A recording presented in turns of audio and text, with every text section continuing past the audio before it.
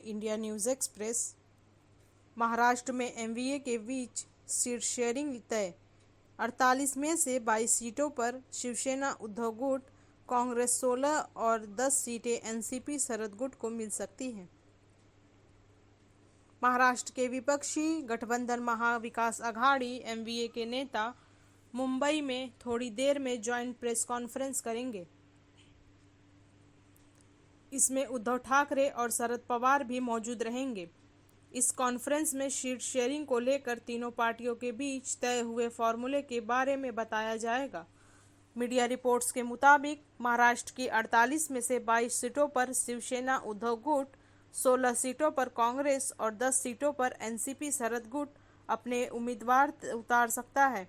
MVA नेताओं के बीच Mumbai south central, Bhiwandi, Sangli और सातारा सीट को लेकर भी सहमति बन गई है। इन सीटों पर तीनों के बीच विवाद की स्थिति बन गई थी।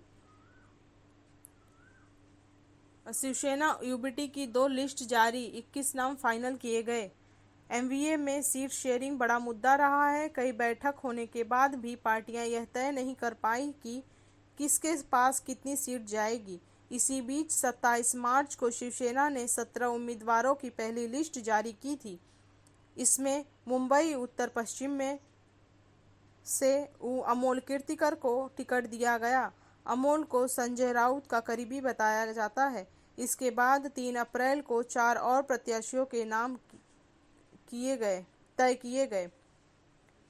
अमोल के टिकट का कांग्रेस पार्टी छोड़ने वाले संजय निरुपम ने विरोध किया था। उन्होंने शिवसेना और कांग्रेस नेताओं को भी नसीहत दी थी कि इस सीट से संजय चुनाव लड़ने की तैयारी में थे। ऐसे में कांग्रेस की सीट पर शिवसेना उम्मीदवार के ऐलान पर विरोध हुआ। संजय के विरोध पर कांग्रेस ने उन्हें पार्टी से 6 साल के लिए निष्कासित कर दिया। अब संजय राउत कांग्रेस नेताओं पर घोटाले के आरोप लगा रहे हैं। उन्होंने कहा है कि संजय राउत ने 6.37 करोड़ का खिचड़ी घोटाला किया है, 1 करोड़ की रिश्वत खाई है। एनसीपी शरद चंद्र पवार की 2 लिस्ट में 7 प्रत्याशी के नाम। 30 मार्च को एनसीपी ने 5 उम्मीदवारों की लिस्ट जारी की, जिसमें शरद पवार की बेटी सुप्रिया सुले का भी नाम था। उन्हें बारामती से टिकट दिया गया है। इसके बाद 7 मार्च को 2 और नाम की लिस्ट जारी की गई थी। सुप्रिया के खिलाफ महाराष्ट्र के डिप्टी सीएम अजित पवार की पत्नी सुनेत्रा पवार चुनाव लड़ेंगी। अजित और सुप्रिया चचेरे भाई हैं। इस रिश्ते से सुप्रिया और सुनेत्रा ननद भाभी हैं। बारामती सीट पर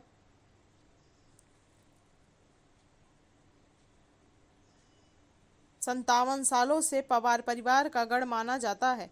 शरद पवार ने 1967 में पहली बार बारामती से विधानसभा चुनाव जीता था। वे 1972, 1978, 1980, 1985 और 1990 के विधानसभा चुनाव से यहां से लगातार जीते। कांग्रेस ने अब तक 16 कैंडिडेट के नाम तय किए। कांग्रेस महाराष्ट्र में 16 प्रत्याशियों के नाम का ऐलान कर चुकी है।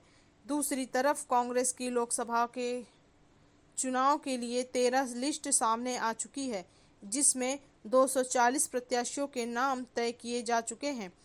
बची हुई सीटों पर जल्द ही प्रत्याशियों के नाम घोषित होने की उम्मीद है। वंचित विकास अघाड़ी के 17 कैंडिडेट के नाम क्लियर। वंचित विकास अघाड़ी के प्रकाश अंबेडकर को लेकर सामने आया था कि वे एमवीए में शामिल हो रहे हैं। एमवीए की पार्टियों ने भी प्रकाश के गठबंधन में होने की पुष्टि की थी। सीट शेयरिंग को लेकर हुई एमवीए की बैठक में पार्टियों की पटरी नहीं बैठी। इसके बाद प्रकाश ने एमवीए से अपनी राहें जुदा कर ली। पार्टी अब तक 17 उम्मीदवारों के नाम का ऐलान कर चुकी है। प्रकाश अंबेडकर खुद अकोला से चुनाव लड़ रहे हैं।